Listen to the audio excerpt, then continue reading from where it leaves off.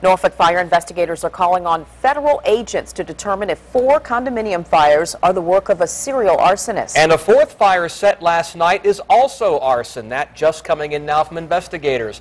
This fire was set in a storage room on the 4th floor inside the Rotunda condominiums next to MacArthur Center. Then on your side, Melanie Woodrow joins us on the phone from outside the Rotunda building. What's the latest, Melanie? Well, Tom, we just want to mention, as sometimes happens, we are having some technical issues with our live truck, and so that's why I'm bringing you this update on the phone. As you just mentioned, it was about 30 minutes ago that fire investigators determined this 4th fire was, in fact, arson. They're now working to determine whether or not this is the work of a serial arsonist.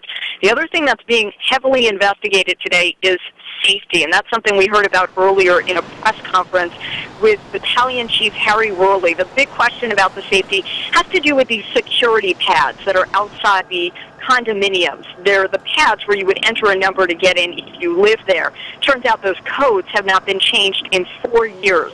I uncovered today that 4 years is about the time that the Select Group took over management of the property. Somebody who answered the phone there today said the security codes were disabled today. That's why those doors to the condominiums are now open, and that new codes had not been set yet despite the series of fires. Chief Worley again saying that fire investigators have not yet determined whether or not this is the work of a serial arsonist. They are still investigating whether or not the same person is connected to all 4 fires.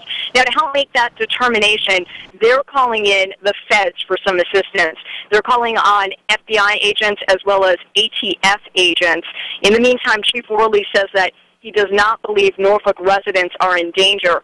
I asked him about the security and threat to folks living in the building, if they are going to be allowed back in prior to an arrest being made. Chief Worley told me that that's something they'll have to decide when they get to that. In the meantime, between 5 and 8 tonight, residents are being allowed to go in with a police escort for about 15 minutes to gather their belongings, but from what we can tell, they will not be sleeping in their homes tonight. That's Melanie Woodrow reporting live on the phone from the Rotunda. We'll continue to follow this story throughout our 90 minutes of news and, of course, tonight. One resident who spoke with Melanie off camera said even though the sprinklers did not go off inside anyone's condo, water did leak under his door, causing some damage to his